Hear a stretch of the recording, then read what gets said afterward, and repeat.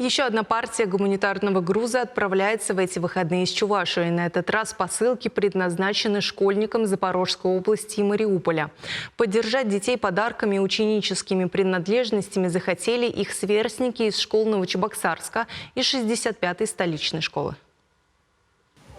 Тетради, ручки, пеналы, рюкзаки, фломастеры, сладости и многое другое. Всего 110 коробок собрали новочебоксарские и чебоксарские школьники, чтобы поддержать своих ровесников из сельской Дмитровской школы Бердянского района и Мариуполя. Каждый из них решил внести свою посильную помощь, так как понимают, что там учатся такие же ребята, как и они, и посылки станут отличным подарком к Новому году. Нашим участием мы хотим показать, что мы все единое целое, мы все рядом, и мы готовы поддержать тех, кто нуждается в нашей поддержке. В преддверии наступающего нового 2024 года мы хотим поздравить ребят из Дмитриевской школы.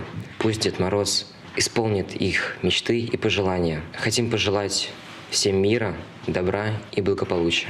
Дружба с Дмитровской школой началась у нас летом этого года, когда к нам в Чувашию приехала группа руководителей образовательных организаций из Запорожской области. Отдел образования Новочебоксарска подписал соглашение о сотрудничестве с Дмитровской общеобразовательной школой Бердянского района Запорожской области. И с тех пор мы с ними в тесном контакте. Осенью родилась идея подготовить для них какие-то подарки, сувениры. К этой акции присоединились все школы города Новочебоксарска. Хочу пожелать ребятам, педагогам Дмитровской школы здоровья, удачи, исполнения всех желаний, хорошей учебы и мирного неба над головой. Транспортировку груза организовал фонд «Перле». Помимо ученических принадлежностей к школьникам отправляются добрые письма от чувашских школьников своим ровесникам, а также сладости и игрушки. Министерство образования Чувашской республики во все подшефные школы Бердянского района отправляет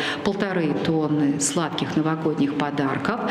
И Министерство труда и социальной защиты республики тоже присоединяется к отправке этого груза и направляет одежду, канцтовары и средства сангигиены для общества инвалидов, для общества слепых Мариуполя.